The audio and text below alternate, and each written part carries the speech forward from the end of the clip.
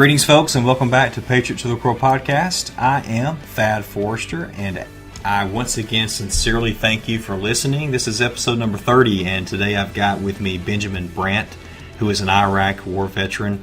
He joined the Army National Guard just out of high school, and he tells us, it's really wasn't like some deep desire to, serve our country. It was more so to make some money for college. But he deployed to a war zone. He was there for 15 months in late 03 to spring of 05. He was a combat engineer, and so he talks about the IEDs and how they changed and got more and more sophisticated while he was there. And now he's a financial planner. So I think he's never been able to, I don't think he's ever talked as much about his time in the military as he did maybe with me, because just the nature of his work now, he helps people retire. He works with Capital City Wealth Management out of Bismarck, North Dakota. Website is retirementstartstoday.com. And he's usually working with people who are around age 56, on up in the mid-60s or so, helping them retire. And he's got a very good online presence, more so than I do, that's for sure. He's got a blog. He's got also a weekly segment called Money Monday on out of this local station out of Bismarck. And so you can find those segments on his blog. We talk about just some good, solid advice for us about saving and about planning for a vacation, especially if you're on a limited budget.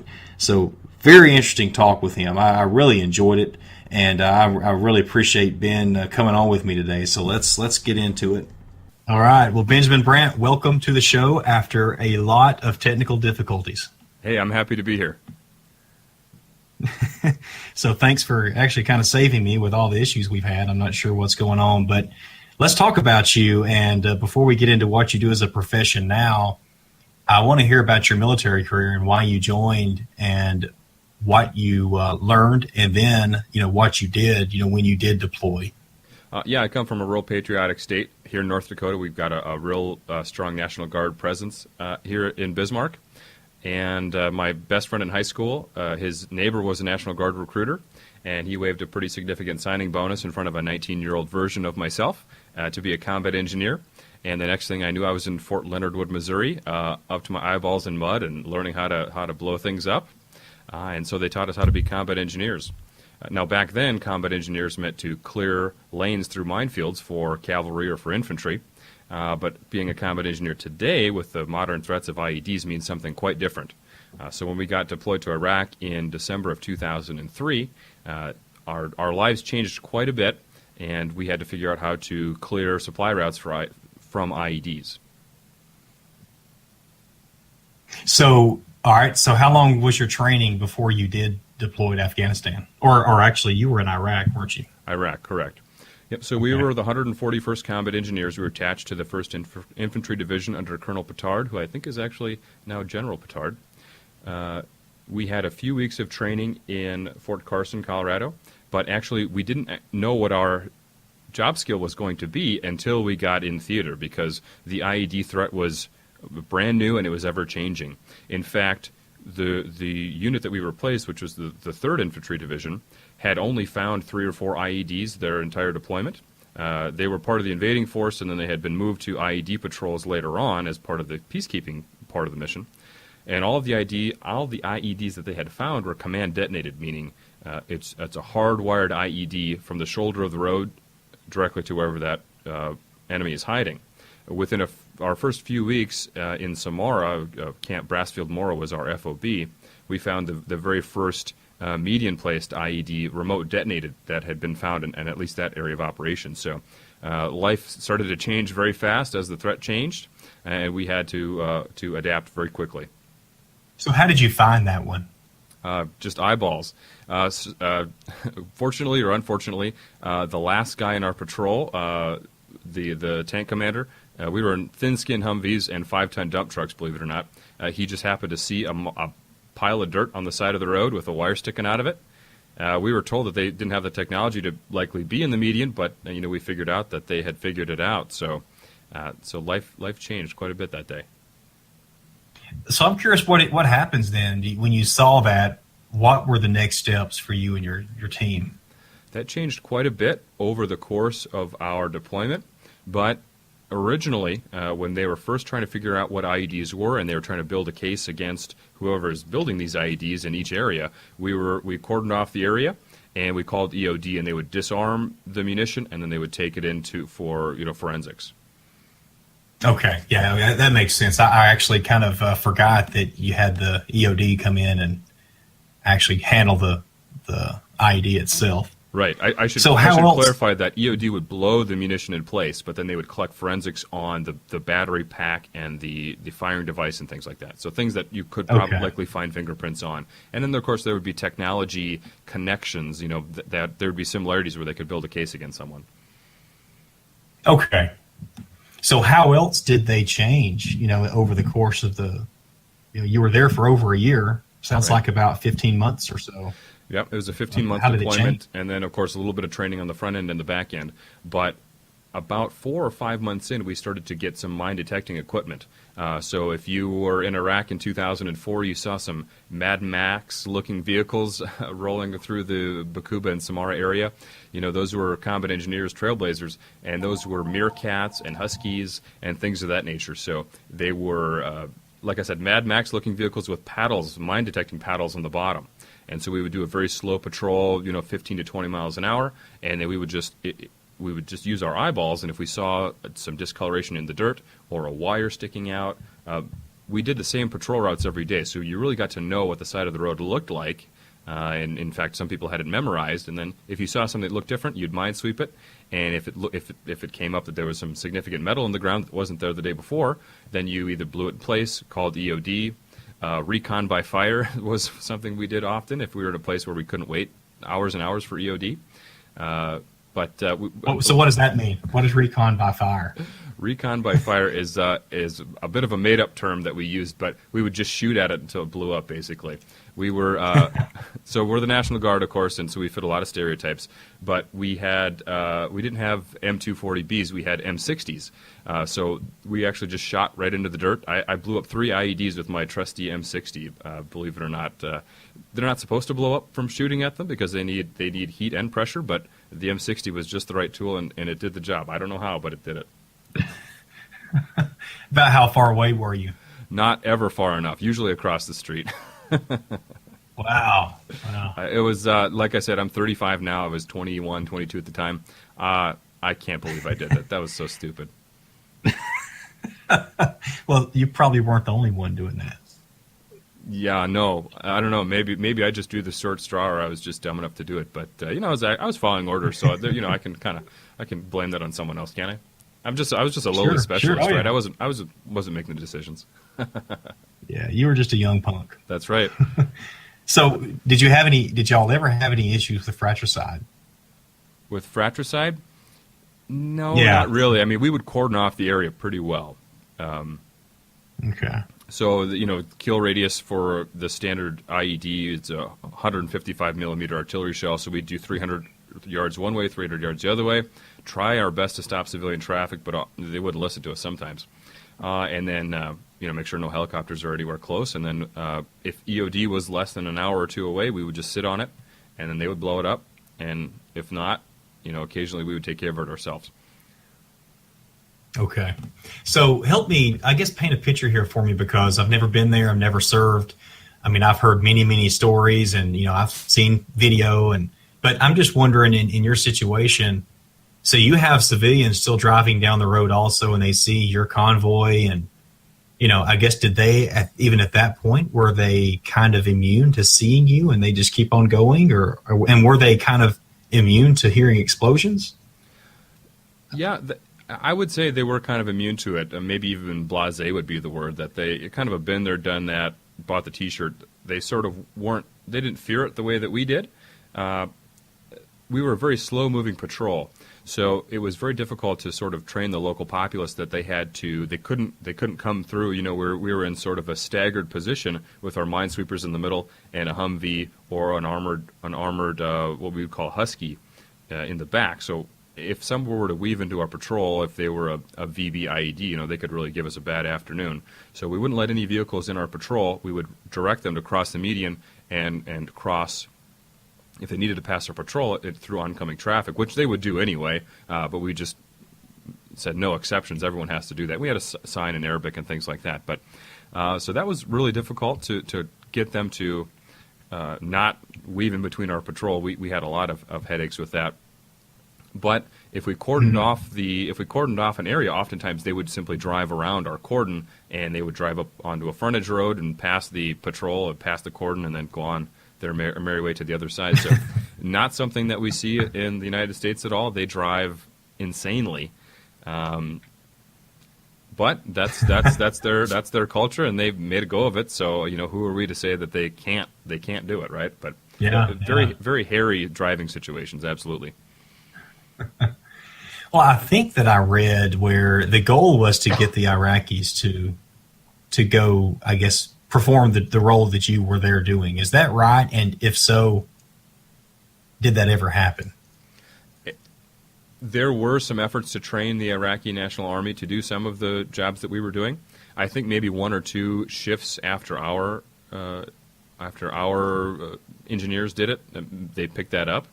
There would be rewards and things like that we would see. They'd pass out flyers to turn in munitions and things like that. But, most of my deployment was spent in Bakuba, which is where they killed Zarqawi just a few months after we left. So, it was a pretty bad area. There weren't a lot of people that were, buddy-buddy with us, unfortunately. So what were the... What went through your head, as you went out each day? And, well, I guess, first of all, maybe... How often a week did you go out on missions or patrols? And then, how often did you feel like your life was really, really in danger? So we did 24-hour patrols. We were in charge of 3. I'm kind of forgetting the names as I get older, but Blue Babe Highway, and this might ring some memories to people that were in that area of operations. But so we had like one large triangle. Hib Hib was one of the cities. Scunion was one of the routes, and we just had to patrol this triangle 24 hours a day. We had 3 platoons, and then we separated each platoon into 2 groups. So it was a skeleton crew. It was a driver, a gunner, a tank commander, and then a minesweeper, 4 to 6 vehicles. So it was definitely a skeleton crew, but we were in charge of that 24 hours a day, 7 days a week. So as far as, did we fear for our life every day? At first, of course, you do, but you get used to it like anything else. I would be terrified to jump out of a plane, but if I was a parachute instructor, eventually you just get used to it. So you just kind of make peace with it and know that if you hide inside your Humvee, you're never going to find an IED, and it's probably going to find you first. So the best way to stay alive is to be not scared to die, and you just try your hardest to find the IEDs before they find you. Okay, yeah. Well, that makes sense. Were you married at the time? I was not married, thank God. That was a big reason I decided to get out of the military, is because I heard these, 31-year-old guys trying to raise their children from, thousands of miles away on a 6-second delay on some crappy phones in the MWR tent. And I said, I was 21 or 22 at the time. I said, I can't, I definitely wanted a family. I wanted a lot of kids. And I said, I can't do that. So as soon as I was able to get out, I got out. But no, I had my girlfriend, who's my wife now, but not married at the time. So if I was married and did have kids, I could not see myself taking some of the risks that, I was just barely out of being a teenager, but risk means something totally different at that age. Yeah, absolutely. Yeah, I really don't see how guys do it that have families. That'd be really, really, really tough on both sides. Both, the wife and the husband both. Yeah, I can't imagine it. Your priorities change is how you're able to do it. You're in the patrol. It's for God and country and all that stuff. But the reality of the situation is you're there for your battle buddy to the right of you and the battle buddy to the left of you. Yeah. So what about what did you learn? While serving in the military, that whether it's a skill or whether it's maybe a characteristic or something. What did you learn that you use now? So the biggest thing that I learned, I get this question a lot. The biggest thing I learned was actually a bit of a juxtaposition. So in the military, they teach you how to rely on your training, right? How to lean on your training. So they teach you to act without thinking. So if you had to, without training, if you wanted to engage the enemy, you'd have to think about, all right, there's the enemy. I need to acquire a target. I need to create a good sight picture. I need to have a good cheek-to-stock weld. I need to rotate my selector lever from safe to semi. I'd have to pause my breathing. if you thought about all that, it wouldn't work very well. So you train and train and train and train, so you're able to complete that action without thinking. The funny thing is about financial advice is oftentimes you have to think without acting.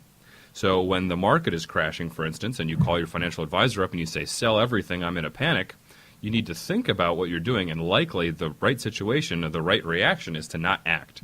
So you review your financial plan, you say, we've accounted for this, we've got cash, we've got bonds on the sidelines, we've worked to reduce your debt, we've increased your emergency fund, we've done all these things so that we didn't have to panic and we didn't have to act. So in the military, it's act without thinking. In financial planning, it's think without acting. Yeah, I like that.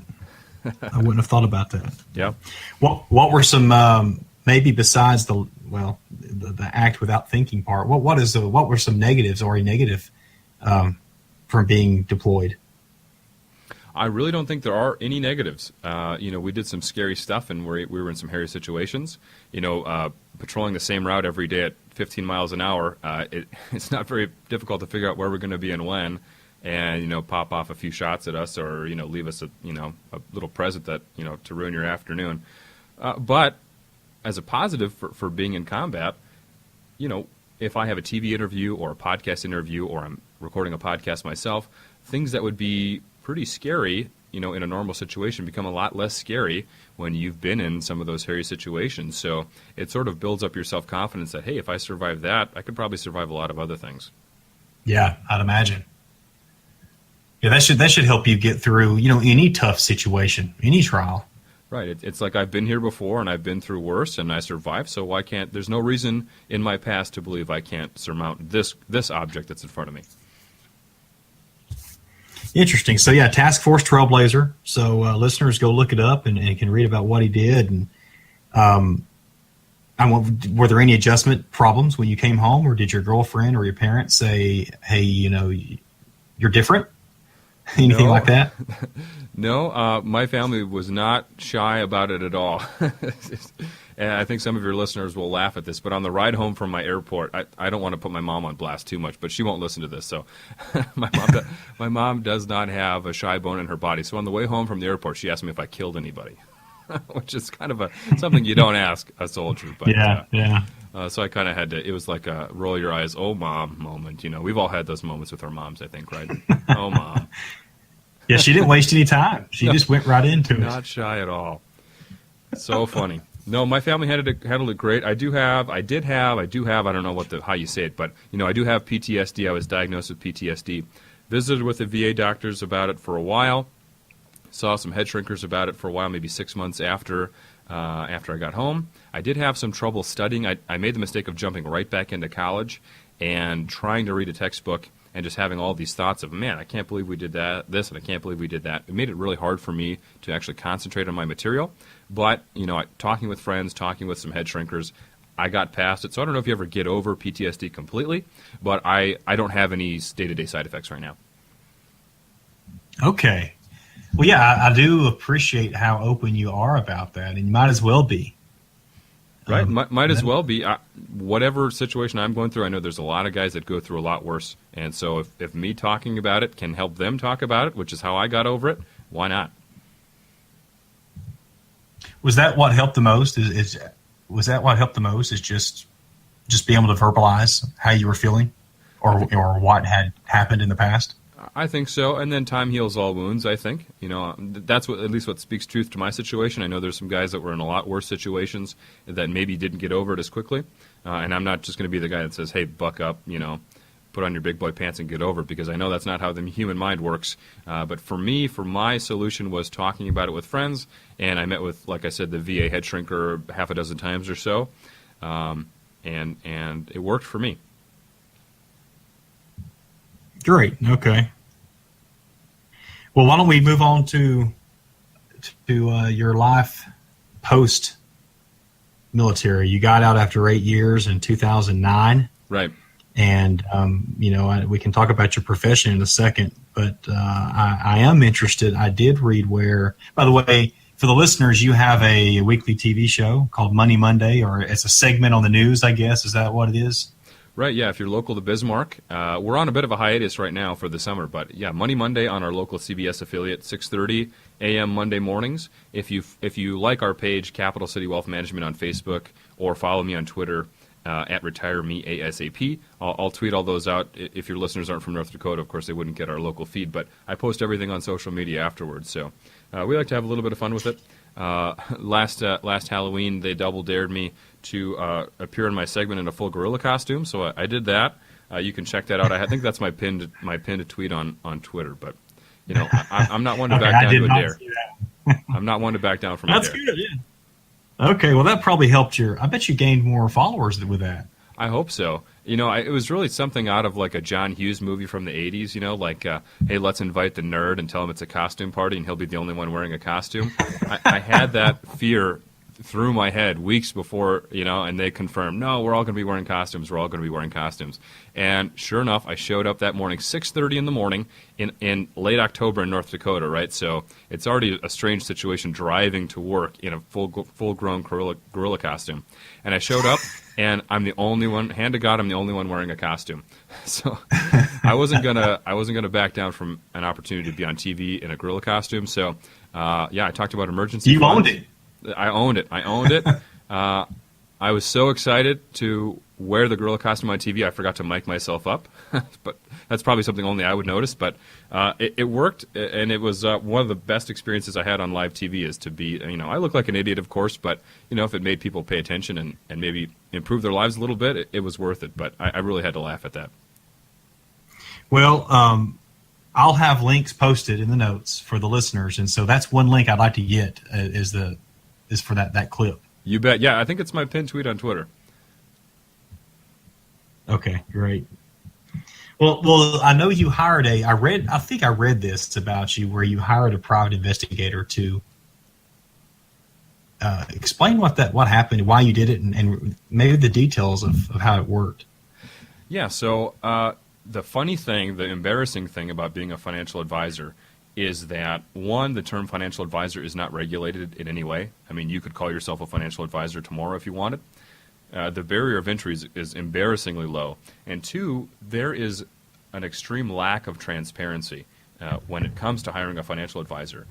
Anywhere from how your fees are billed out of your account to what their compensation is to what their career background might be, or even their criminal background, what kind of customer complaints they might have. So I'm really irritated by that because I have 10 years in the industry. I have some of the hardest designations that a financial advisor can get. And really, from the outside looking in, I'm just like any other financial advisor. So as most of my good ideas come to me, it came to me in the shower. I said, short of hiding in my bushes with binoculars, what would be the greatest extent a client could go to vet me as a financial advisor, and then how could I exceed that expectation? So I decided I'm going to go online and I'm going to hire a private investigator to follow me around from a digital perspective. So on Fiverr.com, Fiverr, if anybody wants to check out the website, you can hire people to do any sort of number of tasks, and I found a private investigator on there. And I paid him, I think, $50 or $60, and he gave me like this 90-page report of my life, what dorm room I stayed in college, who my suite mates were, every car I've ever driven, including the VIN numbers, things that you would not expect to be online. Let me tell you, they're online.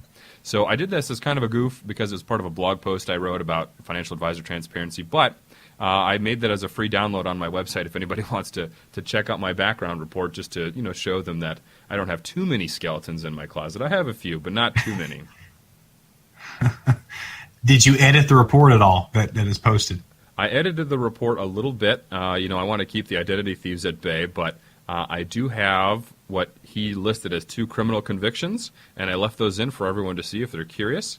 In my defense, though, before I was in the military, I delivered pizzas in the 30 minutes or it's less universe, and that developed quite a few bad driving habits. And both of my, I joke and say they're criminal convictions because that's how they're listed, but they're 2 speeding tickets. Ah, okay. Yeah. A lot of people don't realize. Yeah, Domino's had to get rid of that. That's right. A lot of people don't realize 30 minutes or it's free. That's not coming out of Domino's pocket. That's your minimum wage delivery driver's loss. So good thing they dropped that. Yeah, I never realized that. Interesting, very interesting. I would. I've had friends. A friend of mine who's very well versed online, and he has pulled up different websites before with information about me that blew my mind. And that was several years ago. That was back before I was even, texting. But I mean, it doesn't take much to blow me away with technology or with what information is available online. Oh, I'll absolutely be hiring this guy again. My girls are 9 and 8, so in about 5 years, I'm going to have this guy on speed dial for checking these boys out that are running around my house.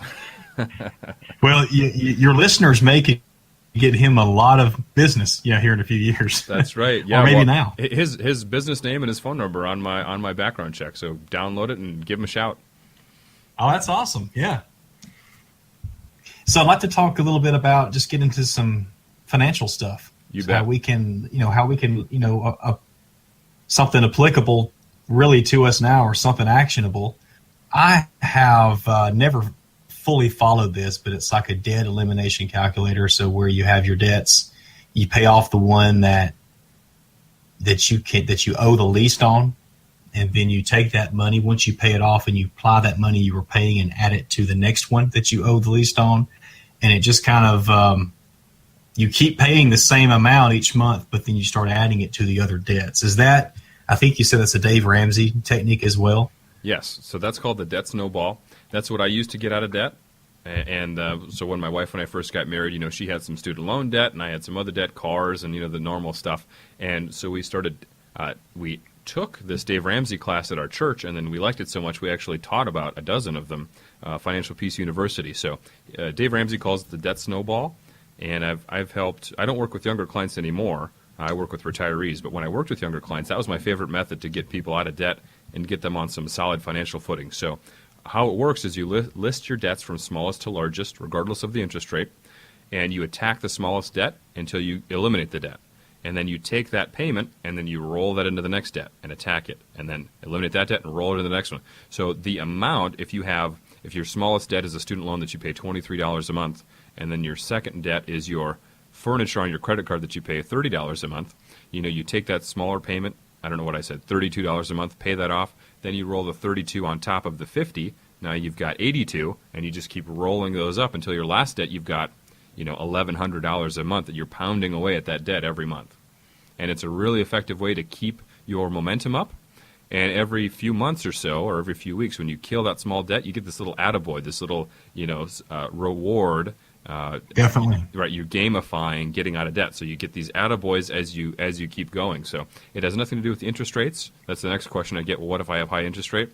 It's not about the interest rate. It's not about math. It's about momentum and behavior modification. So it really works. It works for me. And if just Google Dave Ramsey Financial Peace University, whatever city you're in. If we've got it in Bismarck, we've got it wherever you're at. Trust me. And I'd sign up for that class. It's really, really impactful. I'd recommend it to anyone. Yeah. So that's the method that you tell anyone who's in debt? Anyone that's in debt that wants to get out of debt quickly. I mean, if you're going to kind of pussyfoot around and drag your feet, that's not a good solution. Then you should probably, if you've made up in your mind you're going to get out of debt the slowest way possible, then you're going to want to attack the largest interest rate first, so that you can at least, stop digging the hole that you're in and try to climb out. So that's a different way to do it. But if you want to get out of debt quickly, the momentum way, the snowball way is what I've found works best for me, and then for people that I've counseled through the process.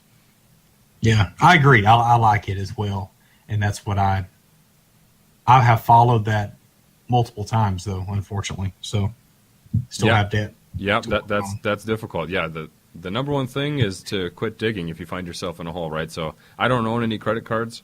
I got in trouble with one at college. They give you a free T-shirt, and of course, being an idiot, being 18 years old, I signed up for a credit card, and surprise, surprise, I found myself in trouble with it weeks later. So, and I think that followed me around for a year until I figured out how to get rid of it. So, I got once bitten, twice shy, and I haven't touched a credit card since.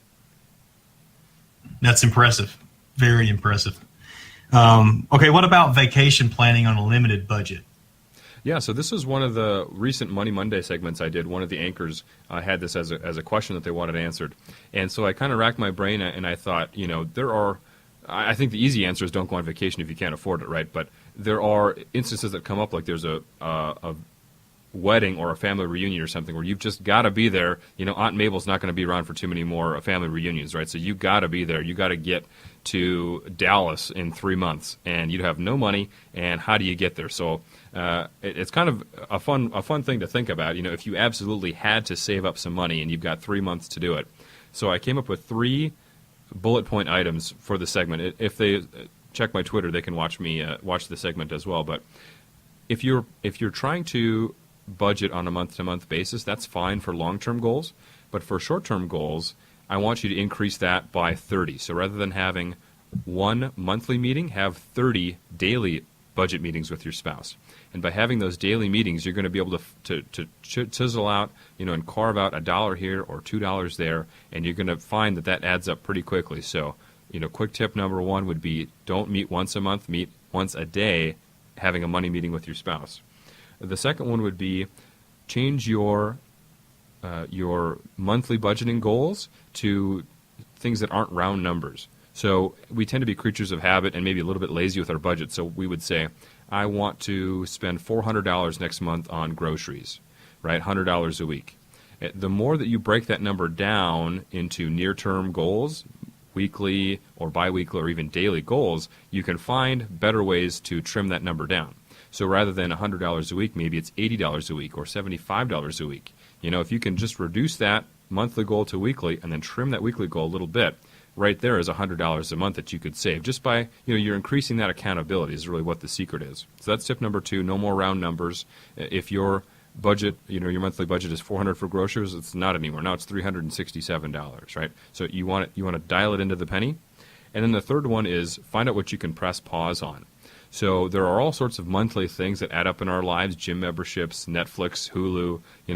I'm guilty of all of those. But if you have a short-term goal that is a higher priority than those small monthly items, press pause on those items and then resume them once you get back from the family reunion or the vacation or the wedding or whatever it might be. So you could probably find $50 to $100 a month that you can press pause on, and you won't miss it for the couple months while you're saving. Take that money, put it in the vacation envelope, and you'll be really surprised how fast that adds up. And maybe you'll find out you can live without it, and then keep socking that money away in savings once you get back from your trip. Yeah. The bill that I despise paying every month is TV. Yeah. And I'm always thinking, okay, look, there's just a few channels I watch. And, of course, at least for us down here, Ben, is football is pretty popular. And that's one thing that I love to do in the fall is watch it. And so it's like, well, now having your ABC, CBS, NBCs is not enough because ESPN has so many of the games. Right. And their family. So it's like I have to have cable, or dish every year. So and anyway, so I have put mine on hold for several months. Use the antenna. You still get some pretty good channels that way. You bet. And then reactivate it, in the fall, come September 1st. Yeah, cord cutting is kind of what it's called. Reddit has a lot of threads dedicated to cord cutting. And the biggest complaint is that, at live sporting events. So I like to watch UFC. You need cable to do that. When I started Capital City Wealth Management back in 2014, I knew I was going to take about a 50% hit to my income. So my wife and I had to pour over our budget and just find any place that we possibly could. We didn't want to sell our house, and we didn't want to take our kids out of private school. So anything else was game for being cut. And cable TV is one of the things that we cut. We did grab Netflix, and I think we picked up Hulu and Amazon Prime later on. But we did cut it. So, go to the bar or go to a friend's house or, depending on how badly you want to get out of debt, you got to make some of those sacrifices. But if you're big into live sports, that is like the one reason to keep cable around is because live sports. But that won't always be the way. Like even I think it's Thursday night football is going to be on Twitter now. Am I remembering that? I haven't heard that. Yeah, I think Thursday night football is live streamed on Twitter. I'm not a football fan. I'm like the only guy in North Dakota that's not a football fan. But I just heard that because Twitter is big with financial bloggers. So I'm big into Twitter. Well, those are really good, actionable items. Very practical. I mean, what else? Like, I'd like to know about just your business. What really is your business? I know you focus on, retirees more. How you got into it, and really maybe what you do. Right. So we only do one thing. We teach people how to retire. So we don't work with very young clients. We don't work with very old clients. We focus strictly on financial planning. So, if some Rockefeller type called us up tomorrow and say, hey, here's $1 million I want you to pick stocks with, we don't do that. We don't do any investment-only clients. We do portfolio management, but only for people that have a written financial plan with us. So we have our Retire Ready Blueprint, which is a 3-appointment process where we teach people how to retire, and then we hand them their financial plan. And if they're a do-it-yourselfer, they can execute that on their own. We do a lot of second opinions for people that might have a family member or a close friend as their financial advisor, but they want to double-check things. You really only get one shot at your retirement. So we do a lot of second opinions. But then occasionally people will hand the plan back to us once it's complete and say, I want you to execute this for me. So then we open up a brokerage account with Fidelity as our custodian, and then we pick the index funds and ETFs, and then we send them their retirement check every month, and we do the portfolio management for a select group of people, not for everybody. Okay. So to summarize it quickly, we teach people how to retire. Gotcha. Okay. So most of your clients are ages, what would you say, upper 50s to mid 60s? Yep. So North Dakota is pretty concentrated as far as what our economies are. So most of my clients, almost all my clients, are very blue collar, coal mines and oil fields. And they're that 55 to 62 range is most of the clients that I meet for the first time that are. They're 6 months or 6 years from retirement, and they say, I've never had a financial advisor. I've always worked with Vanguard or my company's pension, and I'm kind of clueless when it comes to when do I take Social Security, what is Medicare, how does it work, what do I do with my employer, health care, what does my wife do? And so we solve all those problems for them. Have you ever thought about writing a book? Because I know there's plenty of books out there that cover those kind of things, and there's loopholes. And has that been a thought of yours before? I'm definitely going to write a book someday. When I publish blog posts, I consider that to be a chapter or half a chapter or a section in a book. So at some point, I will work with an editor and gather up all my blog posts and make a seamless narrative that flows through. But all of my blogging is around the same topic, obviously retirement income planning. So that's how I look at writing a book. Is every time I publish a blog post, I'm just a fraction of a step closer to a book. And I'm certain within a couple of years I'll have written a book. I've got a couple themes in mind, but that's definitely on my bucket list is to publish a book. Good, yeah, and that makes sense. You've already got so much content out there already. Yeah. So one other thing I wanted to ask you is, and this is very prominent. I have plenty of people who do this. I have done it, and I'm scared to do it again. But there's so many credit card offers that you've got your Marriott, your Hilton, your Delta. Any type of credit card you want that offers Southwest, it offers you, Sky Miles, or they offer you hotel stays. And so plenty of people I know, they take these offers regularly. And then they actually, if they're disciplined enough, then they got a vacation. They've got the airlines, they can take their family somewhere and they're only paying $40 or something. And then they've got a hotel to stay in. So what are your thoughts on doing that? I think that if you play with fire long enough, you're going to get burned. When you go to, so the nearest big city to us is Minneapolis. And if you look at all those skyscrapers, those are all banks and credit card companies, right? I mean, they've done the math, and they know that podcasters or financial bloggers or whoever you talk to would say, hey, be careful and be disciplined with those mileage credit cards or what have you. But they know that when we internalize that, we all think we're that disciplined, right? But in reality, if we polled all of our friends and asked them if we were disciplined enough to do that, they would probably say no. So, it's kind of a look to your left, look to your right. If neither one of them are the sucker, you're the sucker, kind of a poker game kind of a thing. Yeah. So we all think we're disciplined enough, but in reality, we're probably not. So I'm not going to be the guy that says don't use credit cards at all. I don't take it to that extreme because I know other financial bloggers that are able to plan out vacations and still budget very, very strictly. There are a lot of studies that say you do spend more when you put it on a credit card. I actually have a blog post about it. There was a study done in Bradstreet that in the McDonald's drive-thru, which is a perfect way to gauge, I can't think of a better example of spontaneous purchases, right? You look at the value menu and you decide what you want, right? You're making an impulse decision. If you paid cash, you actually spent 50% less than if you swiped your card. And that's because when you hand over cash, that's that tangibility pain factor that's firing pain, into the back of your brainstem that you're handing over cash, and you don't have that feeling when you swipe. So, it's a proven fact that you will spend less money if you don't swipe it on a credit card, and that's these banks are profiting off that. If you spend more, then the percentage fee that McDonald's charges goes up, their profits go up, and then that's how they're able to offer airline miles and things like that. So, again, I'm not going to tell anybody not to do it, but I'm going to say that we're all thinking that we're disciplined enough, but in reality, maybe 10% of us are. So really be disciplined, and if you have been in credit card trouble in the past, you meaning the broad audience, probably want to stay away from things like that, just because if you play with fire long enough, you're probably going to get burned. I don't own a credit card myself, just because I did get burned in the past, and sort of, maybe it's sticking it to the man a little bit, but, I don't want to have a credit card. I don't want somebody earning interest.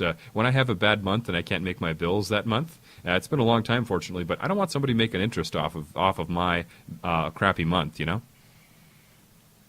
Yeah. Hey, I agree with you. I agree with you 100%. I'm not there, but I do believe in it. I believe what you're doing is the way to go. Yep. Live on a budget. Live on less than you make. Have an emergency fund, and your needs for a credit card go way, way down.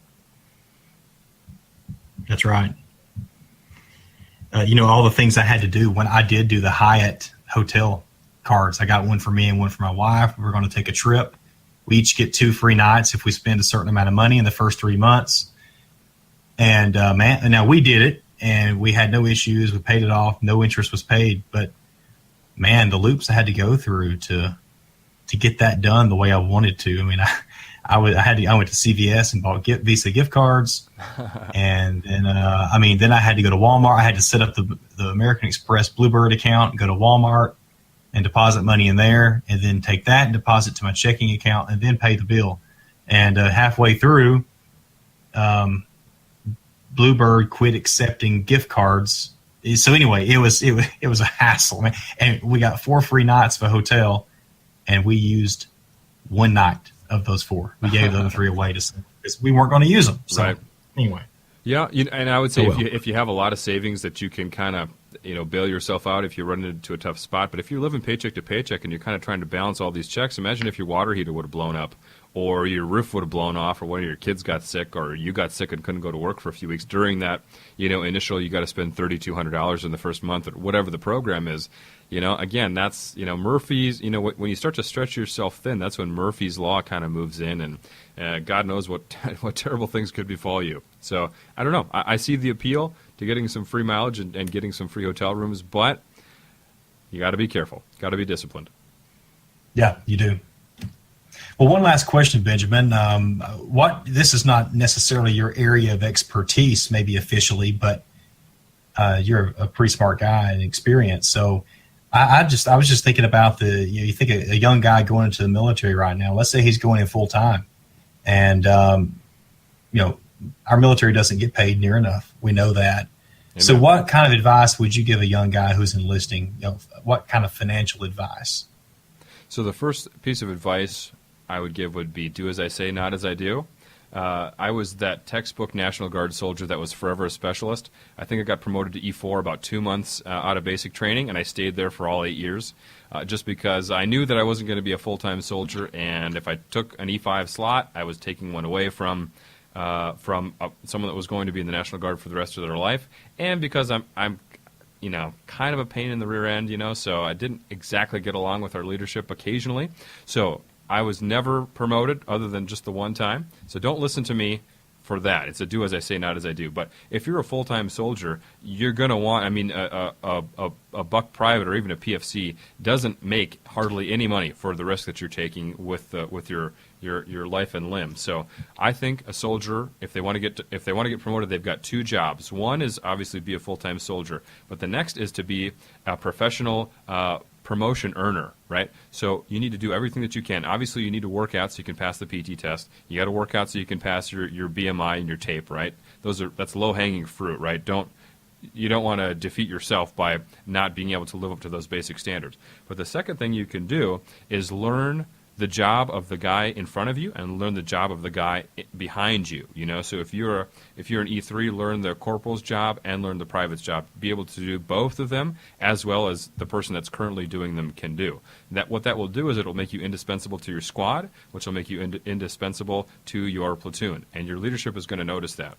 The second thing that you need to do for a side hustle is there are all sorts of resources online that can boost you up the promotion list. So getting a 2-year degree, getting a 4-year degree, taking all sorts of additional continuing education. There's a term for it. I've been out for a decade, so I'm losing a lot of these terms, but take classes online, learn other MOSs. Whatever it is you need to do, your side hustle needs to be the guy that's the most promotable in your unit. And before you know it, you'll have a whole bunch of rockers on your arm and you'll be making all sorts of money.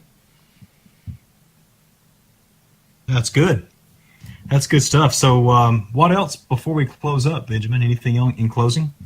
No, I'd invite everybody to check out my podcast, retirementstartstodayradio.com. We put out a couple episodes a month, and we do interviews, and we do monologues, and we find interesting people to talk to. So we've covered, how to retire abroad. We've covered how to find contentment in retirement.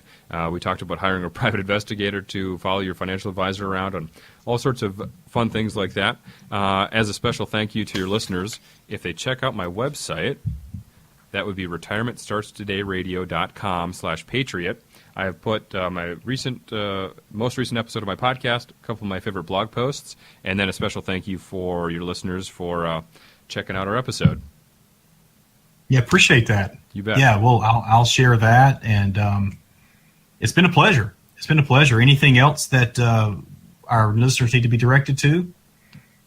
No, I thank you so much for what you're doing to showcase veterans and military service people. I feel like I listened to quite a few of your episodes, and some of those guys I can't hold a candle to with my military service, but I'm just honored to be featured on your show. And a big shout out to all of our active service men and women. I really appreciate what you do, especially those lifers. That's something I couldn't hack it. I couldn't do it. So thank God for those of you that can. Yeah, well, I'm sure your body would be feeling a little more now too, if you were still in. It was hard for me to do that stuff at 22. At 35, I'd be a sad sack. Well, great having you. It's been a pleasure. Thank you, sir. You bet. Thank you so much for having me.